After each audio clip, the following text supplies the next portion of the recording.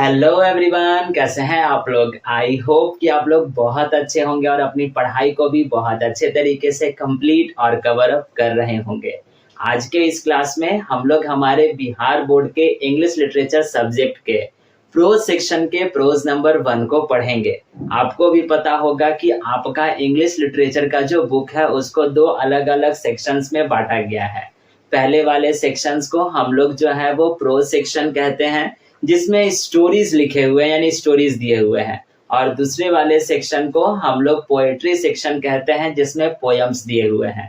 तो आज के इस क्लास में हम लोग हमारे इंग्लिश लिटरेचर बुक के प्रोज सेक्शन के पहले वाले प्रोज को, जिसका नाम हमारा कहता है इंडियन सिविलाइजेशन एंड कल्चर, जिसको हिंदी में हम लोग भारतीय सभ्यता और संस्कृति के नाम से जानते हैं। तो आज के इस क्लास में हम लोग इसी वाले प्रोज को पढ़ेंगे और समझेंगे, ठीक है। और अगर बात की जाए कि इस प्रोज के लेखक की या फिर ऑथर की या फिर राइटर की, तो इस प्रोज के जो राइटर हैं उनका नाम कहता है महात्मा गांधी। ये छोटे छोटे बातें हैं, आप इनको याद रखिएगा, ठीक है। तो आइए बिना वक्त गवाए, बिना देरी के आज के इस क्लास को, आज के इस वीडियो को शुरू करते हैं और हम लोग पढ़ते हैं हमारे आज वाले चैप्टर को।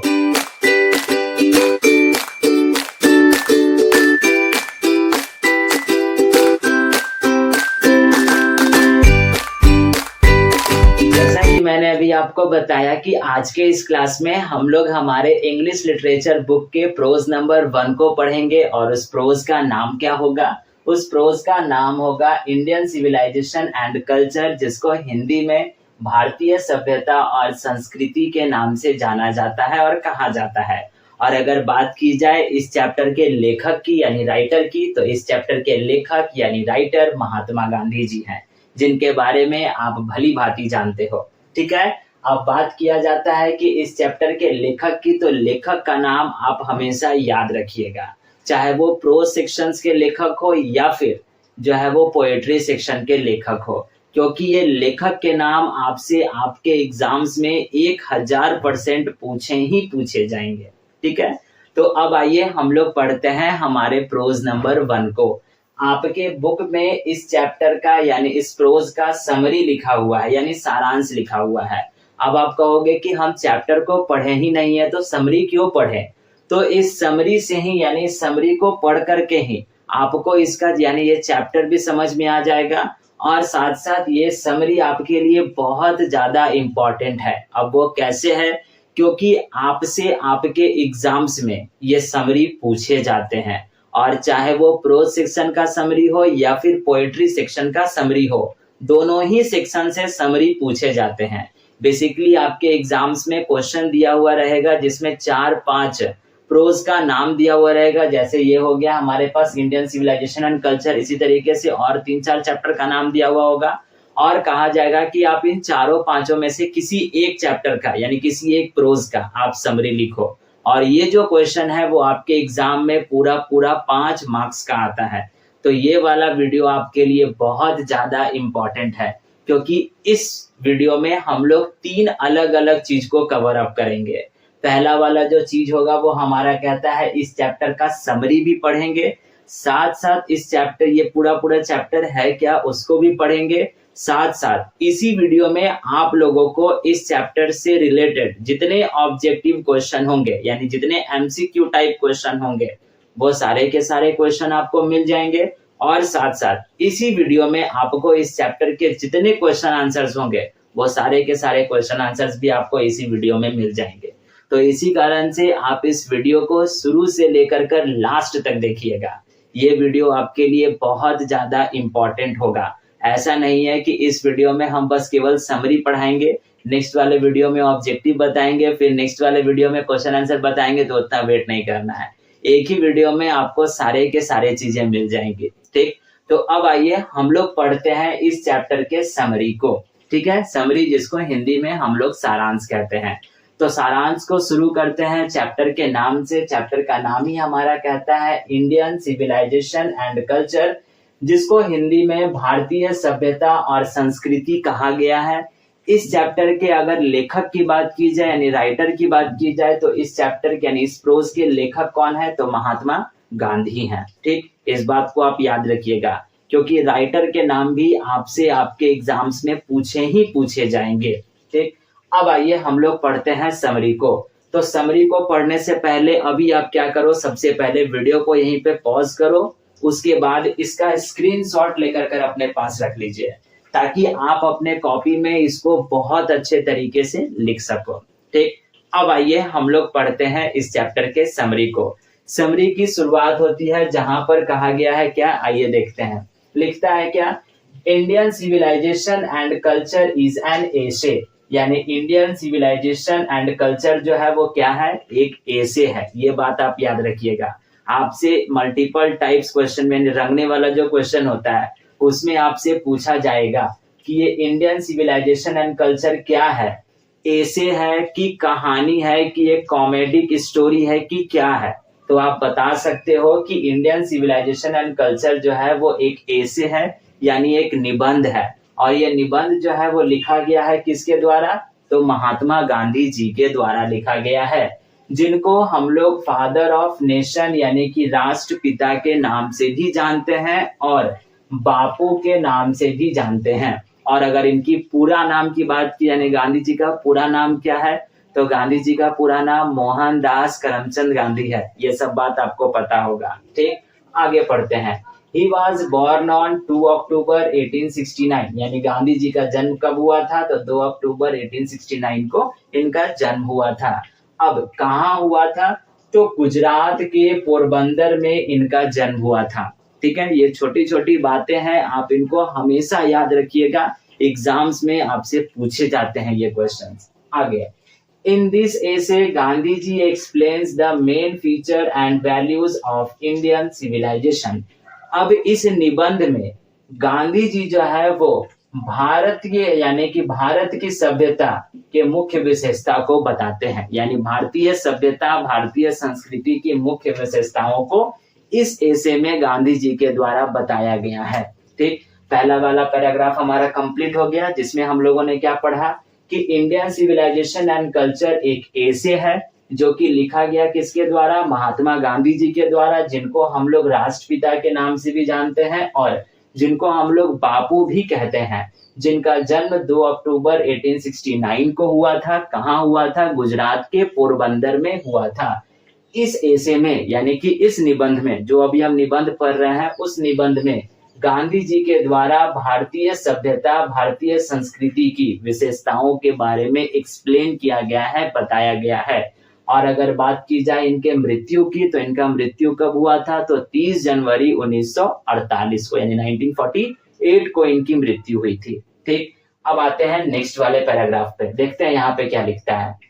Gandhi ji says that Indian civilisation is very strong and meaningful, यानी गांधी जी का कहना है कि भारत की सभ्यता और भारत की संस्कृति जो है वो बहुत ज्यादा मजबूत है और बहुत महान है। ठीक, यानी गांधी जी इस निबंध में गांधी जी कहते हैं कि भारत की सभ्यता जो है वो बहुत मजबूत है और बहुत महान है। आगे देखिए, it is based on the teaching and traditions of our ancestors, यानी हमारे भारत की सभ्यता हमारे भारत की संस्कृति अगर बेस्ड है यानी कि अगर बनी हुई है तो वो कैसे, हमारे पूर्वजों के शिक्षाओं पर और हमारे पूर्वजों के दिए गए परंपराओं पर बेस्ड है। बेसिकली यहाँ पर गांधी जी के द्वारा कहा गया है कि हमारे भारत की सभ्यता भारत की संस्कृति हमारे पूर्वजों के द्वारा दी गई है, हमारे पूर्वजों के शिक्षाओं और हमारे पूर्वजों की परंपरा पर आधारित है। ठीक, आगे क्या कहता है, who showed us the right path, यानी हमारे एंसेस्टर्स के द्वारा यानी हमारे पूर्वजों के द्वारा हम लोगों को सही रास्ता दिखाया गया है, हम लोगों को अच्छी बातें बताई गई हैं, हम लोगों को बहुत सारा परंपरा मिला है और हमारी जो सभ्यता है हमारी संस्कृति है वो बहुत महान है। आगे देखिए क्या लिखता है, according to him the foundation of Indian civilisation is better than the western civilisation, यानी गांधी जी के अनुसार उनका ऐसा कहना होता है कि हमारे भारतीय सभ्यता की जो नींव है, यानी फाउंडेशन का मतलब नींव होता है, याद रखिएगा। तो गांधी जी के अनुसार गांधी जी का कहना है कि हमारे भारत की सभ्यता यानी हमारे भारतीय सभ्यता की नींव जो है वो पश्चिमी सभ्यता से काफी ज्यादा बेहतर है, काफी ज्यादा बेटर है। ठीक, यानी इस चैप्टर में दो अलग अलग सिविलाइजेशन का यानी दो अलग अलग सभ्यता का जिक्र किया गया है, जिसमें पहला हमारे पास कहता है इंडियन सिविलाइजेशन और दूसरा हमारे पास कहता है वेस्टर्न सिविलाइजेशन यानी पश्चिमी सभ्यता।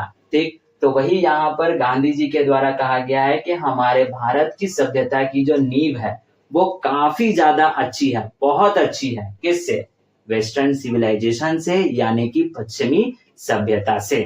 ठीक, नेक्स्ट आगे कहते हैं, आगे क्या लिखता है कि some western people think that Indians are uncivilised, यानी कि कुछ पश्चिमी लोगों का ऐसा सोचना होता है, थिंक होता है कि भारत के लोग जो है वो अनसिविलाइज्ड है यानी कि असभ्य है और इरोगेंट है यानी अज्ञानी है। यानी यहाँ पर गांधी जी के द्वारा इस एसे में कहा गया है कि कुछ लोगों का यानी कुछ पश्चिमी लोगों का ऐसा सोचना होता है कि हमारे भारत के लोग जो है वो असभ्य है और अज्ञानी है। लेकिन but Gandhi ji does not agree with it, लेकिन गांधी जी जो होते हैं वो इस बात पे सरासर एग्री नहीं होते हैं, इस बात को सरासर इनकार करते हैं। देखिए वही लिखता है, but Gandhi ji does not agree with this idea, he believes that Indians are capable of doing everything that Western people can do। यानी गांधी जी को पूरा पूरा विश्वास है, गांधी जी ऐसा कहते हैं कि he believes that Indians are capable, यानी कि भारत के लोग वो हर काम कर सकते हैं जो काम पश्चिमी सभ्यता के लोग या पश्चिमी देश के लोग करते हैं। यानी यहाँ पर गांधी जी के द्वारा साफ साफ कहा गया है कि जो पश्चिमी लोगों के द्वारा जो लांछन एक लगाया गया है कि भारत के लोग असभ्य हैं, अज्ञानी हैं, मूर्ख हैं, तो ऐसा कुछ भी नहीं है। भारत के लोग वो हर एक काम कर सकते हैं जो पश्चिमी देश के लोग करते हैं। लेकिन फिर वही है कि भारत के लोग वो सारे के सारे कामों को नहीं करते हैं। क्यों नहीं करते हैं? क्योंकि हमारे यहाँ के पूर्वजों के द्वारा उन चीजों को करने की अनुमति नहीं दी गई है। जैसे आज भी हमारे पास देखिए, हमारे यहाँ की सभ्यता और संस्कृति यही कहती है कि जब हम अपने बड़ों से मिलते हैं तो पैर छू कर प्रणाम करते हैं। लेकिन वही वेस्टर्न सिविलाइजेशन के लोग क्या है, हेलो, हाय, ओके, बाय, ऐसा कुछ होता है। आज भी हमारे यहाँ के जो लोग होते हैं या फिर जो बच्चे होते हैं वो अपने माँ बाप के सामने अपने फीलिंग्स को बताने से पहले बहुत बार सोचते हैं, लेकिन पश्चिमी देश के लोग ऐसा नहीं सोचते हैं। तो बहुत सारे डिफरेंसेस हैं जिससे हम लोगों को यानी हम लोग यानी भारत के लोग जो है वो पश्चिमी देश के लोग से अलग साबित होते हैं। वही देखिए यहाँ पर भी लिखता है, however our culture and tradition guide us to live different and moral disciplined life। देखिए वही यहाँ पर कहता क्या है कि गांधी जी जो है यानी कि पश्चिमी देश के लोग जो है वो कहते हैं कि भारत के लोग असभ्य है, अज्ञानी है, लेकिन गांधी जी जो है वो इस बात पर साफ साफ इनकार कर देते हैं। गांधी जी का साफ कहना होता है कि भारत के लोग वो हर एक काम कर सकते हैं जो पश्चिमी देश के लोग करते हैं, लेकिन फिर भी हम लोग क्यों नहीं करते हैं? क्योंकि हम लोगों को क्या मिला है? परंपरा मिला है। हम लोग जो है वो कौन से रास्ते पर चलते हैं? तो हमारे पूर्वजों के दिए गए रास्तों पर, हमारे पूर्वजों के दिए गए शिक्षा पर हम लोग चलते हैं, जिससे हमारे भारत की सभ्यता, हमारे भारत की संस्कृति दूसरे देशों से कई ज्यादा अलग है। ठीक, वही देखिए यहाँ पर लिखता है, guide us to live different, यानी कि हम लोगों को बताया गया है कि दूसरे देश की सभ्यता से और हमारे देश की सभ्यता में काफी ज्यादा अंतर है। ठीक, एंड मोरल डिसिप्लिन्ड लाइफ, और हम लोग अपना जीवन किस तरीके का व्यतीत करते हैं? तो नैतिक अनुशासित जीवन व्यतीत करते हैं। ठीक, नेक्स्ट वाला पैराग्राफ हमारा क्या कहता है, Gandhi ji also says that our ancestors prefer to live village instead of city life.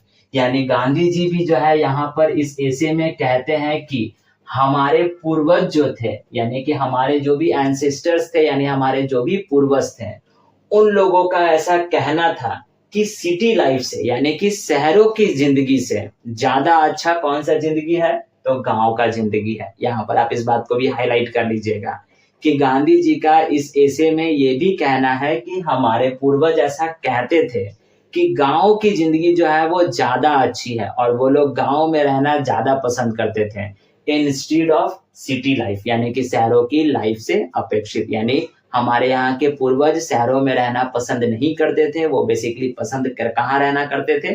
तो गाँव में रहना पसंद करते थे। देखिए आगे लिखता है, they believed that city often bring problems, यानी हमारे पूर्वजों का ऐसा कहना था कि सिटीज में यानी शहरों में जो है वो कई सारी प्रॉब्लम्स है, कई सारी समस्या है। अब वो समस्या कौन सी है? जैसे क्राइम की समस्या यानी अपराध हो गया, बेईमानी हो गया, चोरी हो गया, डकैती हो गया, बहुत कुछ शहरों में देखने को मिलता है। लेकिन वही अगर बात की जाए गांव की, तो गांव के लोग जो होते हैं वो शांतिपूर्ण तरीके से और सरल जीवन व्यतीत करते हैं, जो हमारे पूर्वजों को काफी ज्यादा पसंद था। ठीक, नेक्स्ट हमारे पास कहता क्या है सेकंड पैरा यानी उसके बाद वाला पैराग्राफ, कि he also explains that the human mind is like a restless bird, यानी यहाँ पर गांधी जी और दोबारा क्या कहते हैं कि ह्यूमन का जो माइंड है यानी मानव का जो दिमाग है, मानव का जो मस्तिष्क है, वो एक रेस्टलेस बर्ड है। रेस्टलेस बर्ड का मतलब वैसा पक्षी जो बेचैन है, यानी वो कभी भी स्थिर नहीं होता है। आपको भी पता होगा कि मनुष्य एक ऐसा प्राणी है इस धरती पर जिसका दिमाग एक जगह पर कभी रहता ही नहीं है। यानी अभी अगर आप बैठे होंगे मम्मी के साथ तो सोच रहे होंगे गर्लफ्रेंड के साथ कहाँ घूमना है, उसके साथ किस तरीके से हमको पॉपकॉर्न खाना है, तो आप बैठे हो कहीं और लेकिन सोच रहे हो कहीं और के बारे में। तो वही यहाँ पर कहता है कि इंसान का दिमाग जो होता है वो एक डाल पर यानी एक पेड़ के एक डाल पर कभी नहीं बैठता है। आज इस पेड़ के इस डाल पर बैठा तो कल उस पेड़ के उस डाल पर, यानी दूसरे पेड़ के दूसरे डाल पर बैठेगा।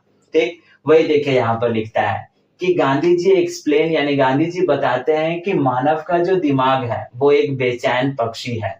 The more it gets the more it wants, यानी जितना मनुष्य को मिलेगा, जितना उसको मिलेगा, वो उससे और ज्यादा की चाह रखता है। देखिए यहाँ पर लिखता है द मोर इट गेट्स, यानी जितना भी उसको मिलेगा वो मनुष्य यानी वो इंसान जो होगा उससे और ज्यादा की चाह रखता है और ज्यादा का इच्छा जताता है।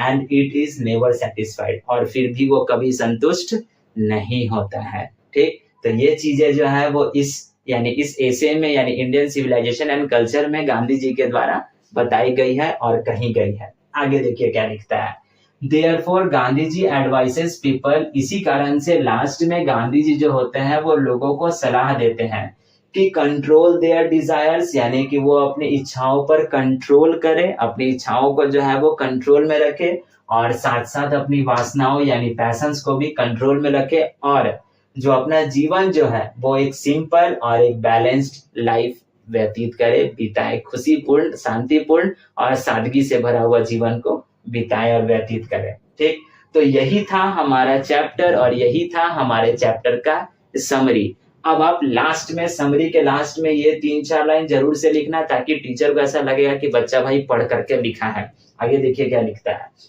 द एसे टीचर्स दैट, यानी इस निबंध में हम लोगों को शिक्षा दी गई है, बताया गया है कि Indian civilisation is great because, यानी कि भारत की सभ्यता जो है वो महान है। क्यों महान है? क्योंकि it is based on simplicity, यानी कि हमारे भारत की सभ्यता जो है वो महान है। क्यों महान है? क्योंकि हमारे भारत की सभ्यता जो है वो सादगी से भरी हुई है, साथ साथ आत्म संयम, साथ साथ मोरल वैल्यूज यानी नैतिकता, और पीसफुल लिविंग यानी कि शांतिपूर्ण जीवन से भरी हुई है। इसी कारण से हमारे भारत की सभ्यता, हमारे भारत की संस्कृति दूसरे देशों की सभ्यता और संस्कृति से कई गुना ज्यादा अलग है, और हमारे देश यानी भारत की सभ्यता और भारत की संस्कृति जो है वो दूसरे देशों की सभ्यता से कई गुना ज्यादा अलग और महान है। ठीक, तो यही था हमारे प्रोज नंबर 1 का समरी। आई होप, मुझे आशा है कि आपको ये सारे के सारे समरी और ये पॉइंट्स यानी ये पैराग्राफ आपको बहुत अच्छे तरीके से समझ में आ गए होंगे। ठीक है, और उसके बाद आई होप ऑल्सो कि आपने इसका स्क्रीनशॉट भी लेकर कर रख लिया होगा। और हाँ, वीडियो यहाँ पर खत्म नहीं होता है, इसके बाद यानी कि तुरंत आपके पास स्क्रीन पर कुछ पिक्चर्स आएंगे, कुछ फोटोज आएंगे, जिसमें आपको इस चैप्टर से रिलेटेड जितने भी ऑब्जेक्टिव क्वेश्चंस होंगे वो मिल जाएंगे, और साथ साथ इस चैप्टर में जितने भी क्वेश्चन आंसर्स होंगे वो सभी के सभी क्वेश्चन आंसर्स आपको मिल जाएंगे। तो अभी आप क्या कीजिएगा, इस वीडियो को यहाँ पर पॉज कीजिए और आपके स्क्रीन पर इस चैप्टर से रिलेटेड जितने भी ऑब्जेक्टिव क्वेश्चंस, जितने भी क्वेश्चन आंसर्स होंगे वो सारे के सारे क्वेश्चन आंसर्स और ऑब्जेक्टिव क्वेश्चंस आपके स्क्रीन पर आ रहे होंगे। तो पहले वीडियो को पॉज कर लीजिए और उन सारे के सारे ऑब्जेक्टिव क्वेश्चंस और क्वेश्चन आंसर्स के स्क्रीनशॉट को लेकर कर अपने पास रख लीजिएगा, और मेक श्योर कि आप उसको अपने कॉपी में बहुत अच्छे तरीके से राइट डाउन भी कीजिएगा और साथ-साथ इस चैप्टर के समरी को भी आप बहुत अच्छे तरीके से अपने कॉपी में लिख लीजिएगा, ठीक है? तो आज के इस क्लास के लिए बस इतना ही हम लोग रहने देते हैं। अब हम लोग मिलेंगे हमारे इंग्लिश लिटरेचर के दूसरे वाले क्लास में, दूसरे वाले प्रोज के साथ, यानी कि प्रोज नंबर 2 के साथ। तब तक के लिए आपको पता है करना है क्या, अगर आप वीडियो को यहाँ तक देखे हो, आज का ये वाला समरी चैप्टर आपको अच्छे तरीके से समझ में आ गया होगा, तो वीडियो को लाइक करके जाइएगा। चैनल पर नए होंगे तो चैनल को सब्सक्राइब भी कर लीजिएगा और अपने फ्रेंड्स के साथ शेयर भी करते जाइएगा, और लास्ट जाते-जाते एक प्यारा सा कमेंट भी करते जाइएगा। अब हम लोग मिलेंगे आपके इंग्लिश लिटरेचर सब्जेक्ट के नेक्स्ट वाले प्रोज पे, यानी प्रोज नंबर 2 पे। तब तक के लिए आप अपना ख्याल रखिएगा, ध्यान रखिएगा। Thank you and bye bye.